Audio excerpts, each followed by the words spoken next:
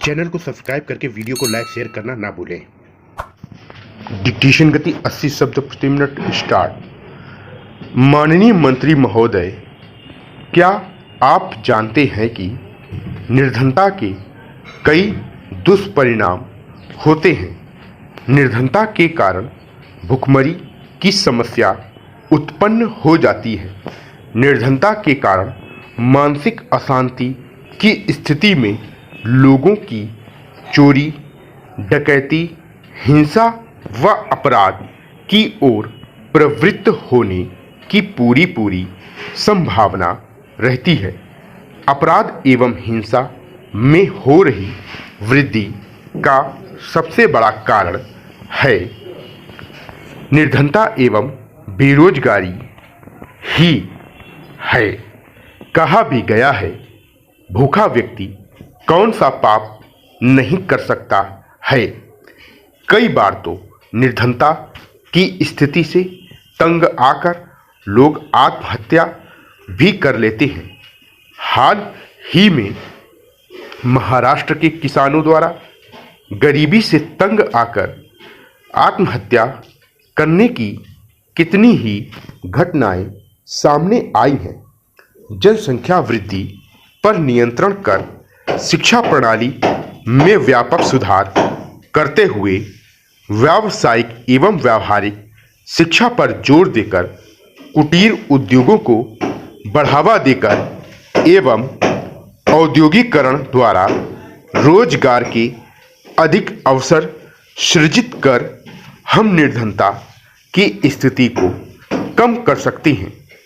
कुछ लोग निर्धनों को आर्थिक सहायता देने की बात करते हैं, किंतु निर्धनों को स्वावलंबी बनाकर ही निर्धनता की समस्या का स्थायी समाधान संभव है।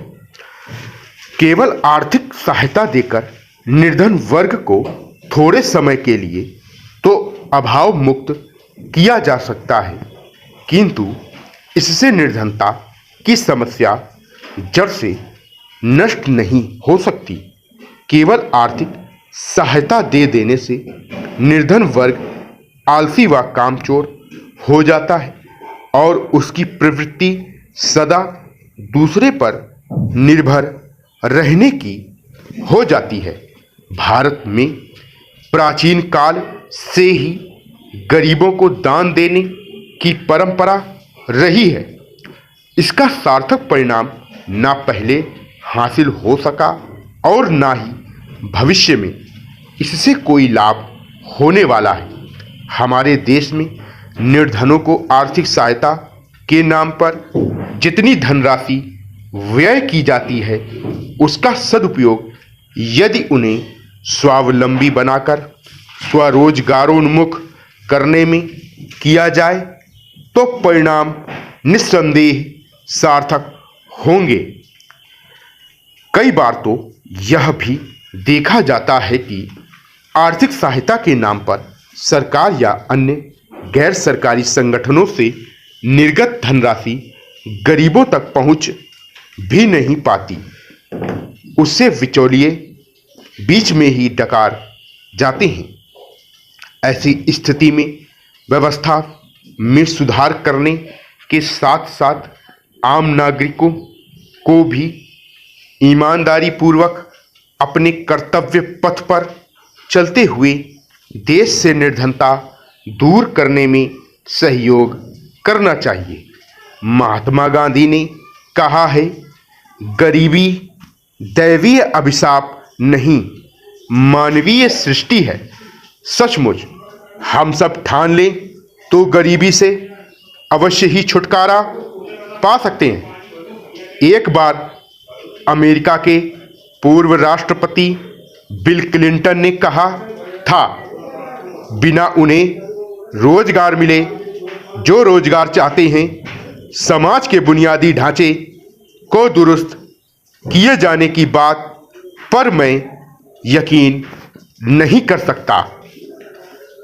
अध्यक्ष जी, सचमुच आज बेरोजगारी अथवा बेकारी हमारे देश की ही नहीं बल्कि पूरे विश्व की एक बड़ी समस्या है।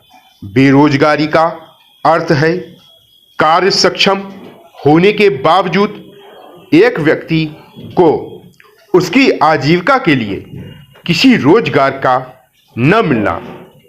रोजगार के अभाव में व्यक्ति मारा मारा फिरता है। ऐसे में तमाम तरह के अवसाद उसे घेर लेते हैं। फिर तो न चाहते हुए भी कई बार वह ऐसे कदम उठा लेता है जिनकी कानून इजाजत नहीं देता। राष्ट्रीय प्रतिदर्श सर्वेक्षण संगठन ने बेरोजगारी को इस प्रकार से परिभाषित किया है।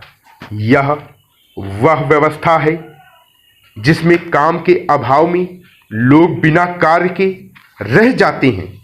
ये कार्यरत व्यक्ति नहीं है, किंतु रोजगार कार्यालयों, मध्यस्थों, मित्रों, संबंधियों आदि के माध्यम से या संभावित रोजगारदाताओं को आवेदन देकर या वर्तमान परिस्थितियों और प्रचलित मजदूरी दर पर कार्य करने की अपनी इच्छा प्रकट कर कार्य तलाशते हैं।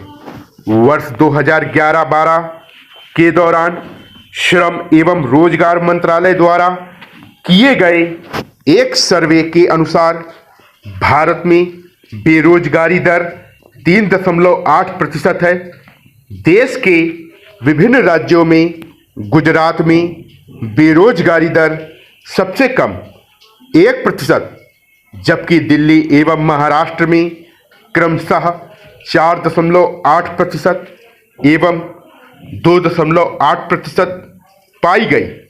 सर्वाधिक बेरोजगारी दर वाले राज्य केरल और पश्चिम बंगाल थे।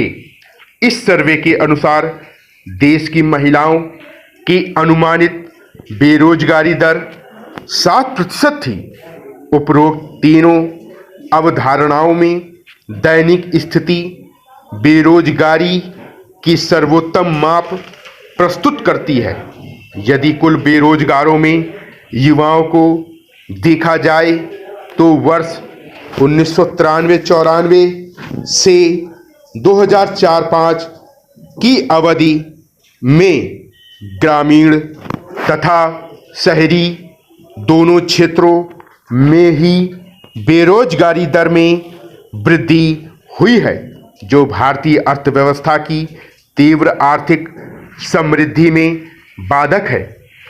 हमारे देश में बेरोजगारी के कई कारण हैं।